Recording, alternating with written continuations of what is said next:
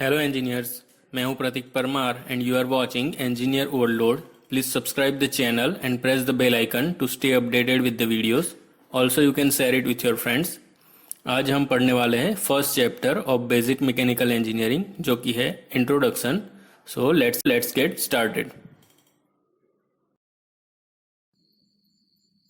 सो ये है कंटेन जो हम आज के पूरे वीडियो में कवर करेंगे. तो चलिए शुरू करते हैं प्राइम मूवर से. सो प्राइम मूवर क्या होता है एंड उसके types. So prime mover is a device which converts any natural source of energy into mechanical energy. मतलब prime mover is a device जिसमें हम नेचुरल सोर्स ऑफ एनर्जी को supply करेंगे और वो उसको मैकेनिकल वर्क में कन्वर्ट करके देगा.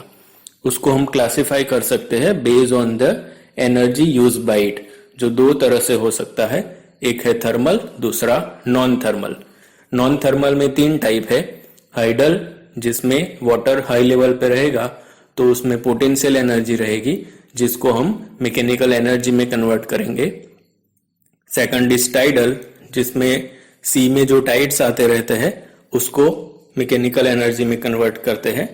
एंड थर्ड इज विंड, जिसमें हाई वेलोसिटी रहेगा तो काइनेटिक एनर्जी को हम मैकेनिकल एनर्जी में कन्वर्ट करेंगे. सेकंड कैटेगरी है थर्मल की, जिसमें हीट रिलेटेड एनर्जी रहती है जिसको हम मैकेनिकल में कन्वर्ट कर सकते हैं. उसमें फर्स्ट है न्यूक्लियर, सेकंड है जियोथर्मल, जिसमें अर्थ के नीचे हाई टेम्परेचर रहता है तो उसमें से एनर्जी निकालते हैं. थर्ड है बायो एनर्जी, जिसमें बायोलॉजिकल वेस्ट रहेगा उसको हम एनर्जी के फॉर्म में हार्वेस्ट करेंगे. फोर्थ इज डायरेक्ट सोलर, जिसमें सन से जो सोलर रेडिएशन आता है उसको यूटिलाइज कर सकते हैं. एंड लास्ट इज फ्यूल, जिसमें फ्यूल को अगर हम इनसाइड द प्राइम मूवर जलाते हैं तो वो है इंटरनल, एंड उसको अगर एक्सटर्नली जलाते हैं तो वो है एक्सटर्नल कंबसन. उस दोनों को भी फर्दर क्लासिफाई कर सकते हैं. जैसे आईसी इंजन में इनसाइड फ्यूल जलता है and open cycle gas turbine में भी इनसाइड जलता है. एंड एक्सटर्नल कंबसन में steam engine, steam turbine and close cycle gas turbine. आगे इस चैप्टर में बहुत सारे टर्म्स एंड डेफिनेशंस है जो कि हम आगे चल के पूरे सब्जेक्ट में उसको यूज करेंगे. सो सबसे पहले आता है मास.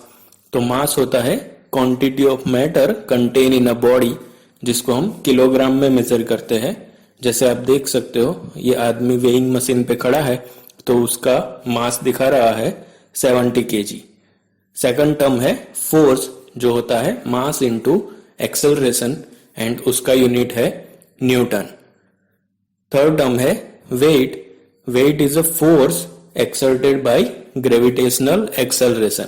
सो वेट एक फोर्स है एंड उसका इक्वेशन है mass into gravitational acceleration.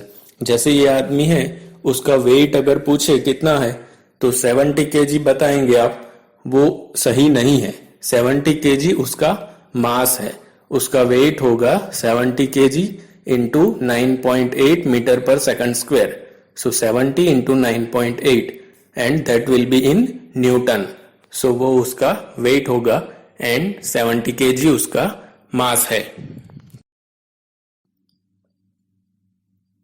Next term is pressure. जैसा कि आप सबको पता होगा, pressure is force divide by area and उसका यूनिट है न्यूटन पर मीटर स्क्वायर, जिसको पास्कल भी बोलते हैं.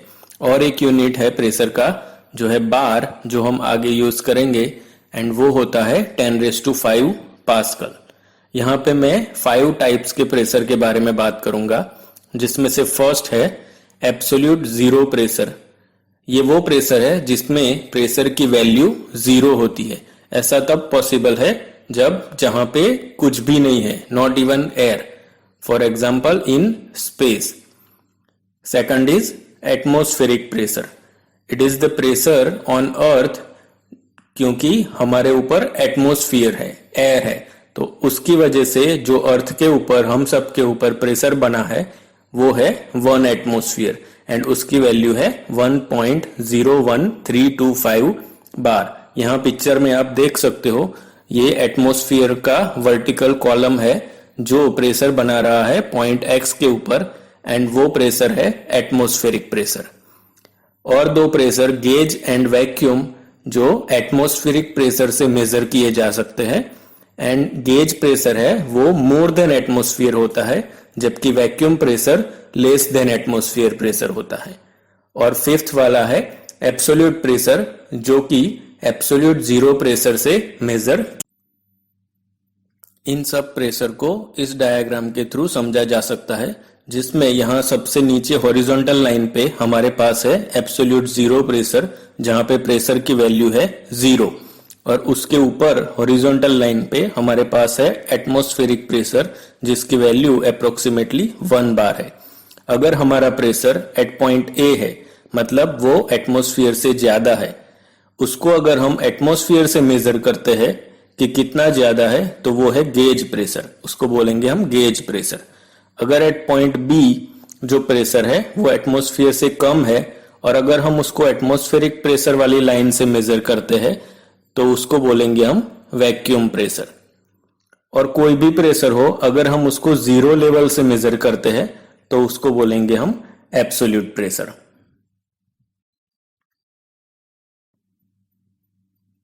Next definition is of work. जब हम किसी भी ऑब्जेक्ट के ऊपर कुछ फोर्स लगाते हैं तो वो ऑब्जेक्ट उस फोर्स की डायरेक्शन में कुछ डिस्टेंस से मूव होता है, तब हम बोल सकते हैं कि वर्क हुआ है।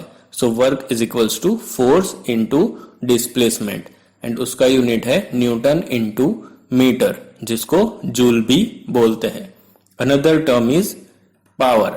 Power is nothing but it is work done in unit time. So power is work divide by time, and उसका यूनिट है न्यूटन मीटर पर सेकंड, जो कि जूल पर सेकंड है, और उसको वॉट भी। Another famous term is energy. So energy होता है कैपेसिटी ऑफ डूइंग वर्क, जिसका यूनिट भी जूल होता है। यहाँ पे हमारे पास है लॉ ऑफ एनर्जी कंजर्वेशन, जो कि आप सबने स्कूल में पढ़ा ही होगा।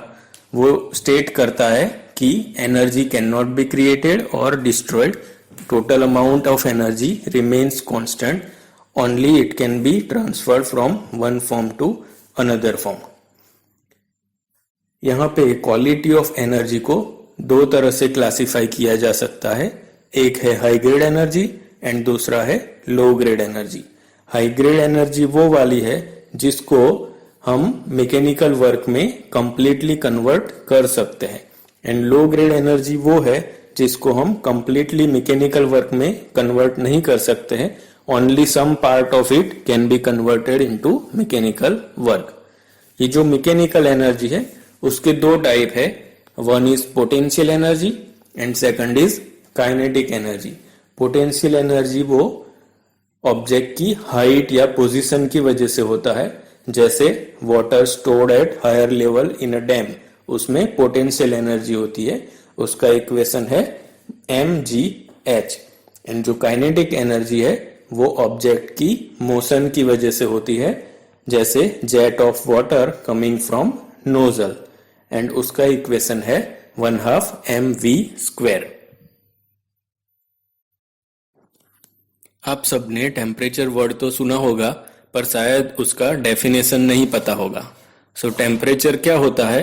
So it is relative measure of degree of hotness और कोल्डनेस, एंड उसका यूनिट होता है degree Celsius and kelvin. Degree Celsius को केल्विन में करने के लिए 273 ऐड किया जाता है।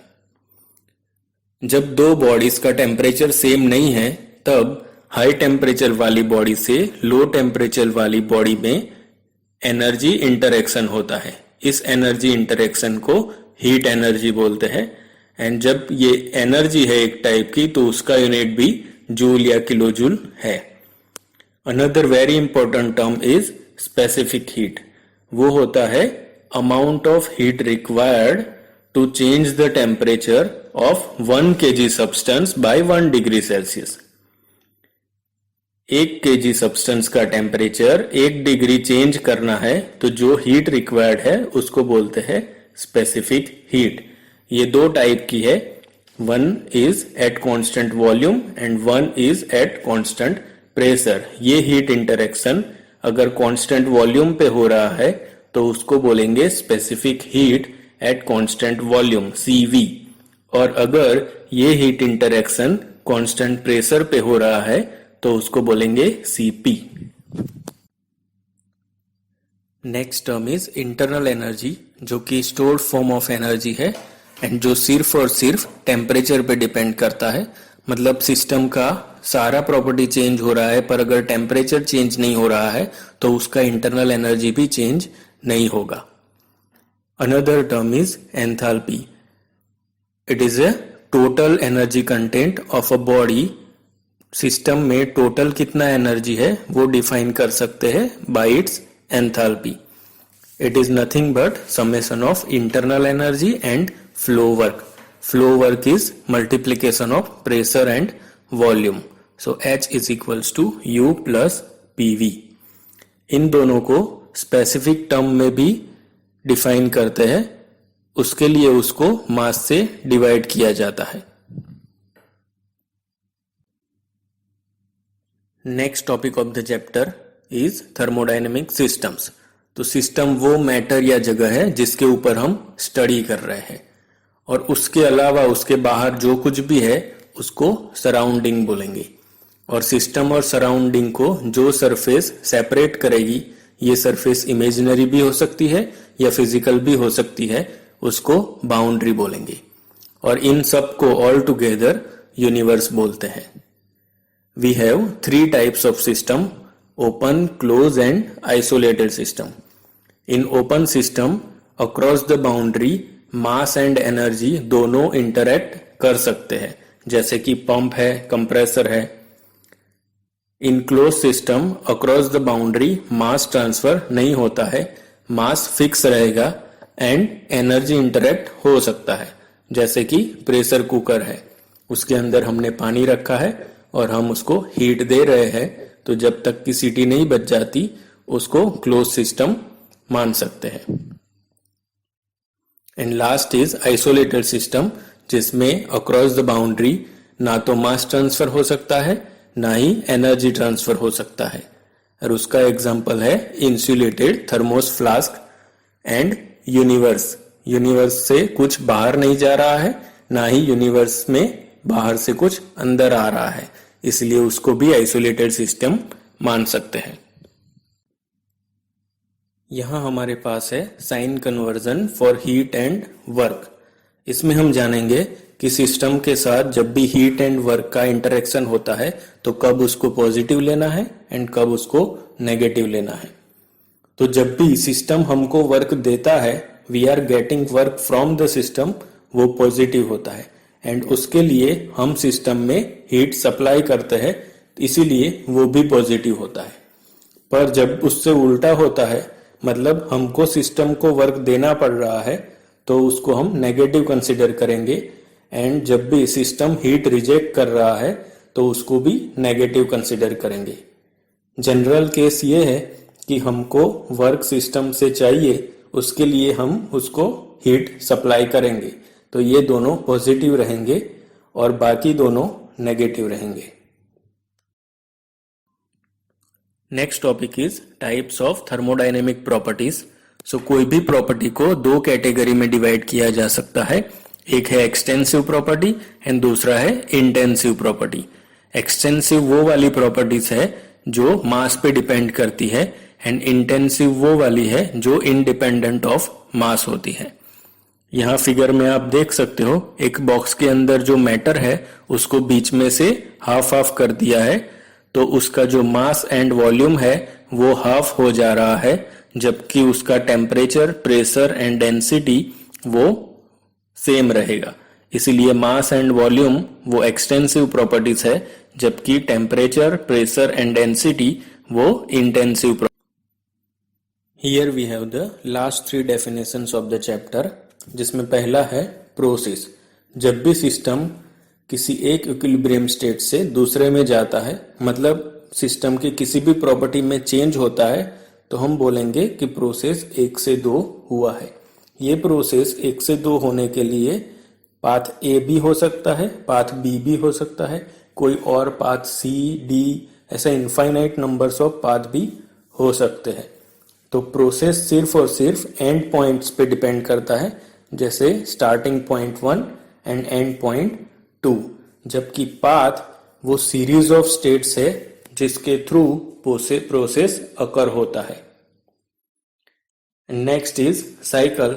जब मोर देन वन प्रोसेसेस होते हैं and at the end of certain processes we are back at the initial state, मतलब हमारा जो इनिशियल स्टेट है वही हमारा फाइनल स्टेट हो जाता है आफ्टर सर्टेन प्रोसेसेस, तो उसको बोलेंगे साइकिल। जैसे यहाँ पे आप देख सकते हो process 1 to 2, 2 to 3, 3 to 4 and 4 to 1. At the end of the fourth process, we are at the same initial state, so it can be a cycle. Here we have the last topic of the chapter, that is first two laws of thermodynamics, जिसमें पहला है zeroth law of thermodynamics. So zeroth law of thermodynamics क्या state करता है? When two bodies A and B are separately in thermal equilibrium with a third body C, then these two bodies A and B are also in thermal equilibrium with each other. मतलब A and C thermal equilibrium में है, दोनों का temperature same है। B and C thermal equilibrium में है, दोनों का टेम्परेचर सेम है, तो A and B भी एक दूसरे के साथ thermal equilibrium में है।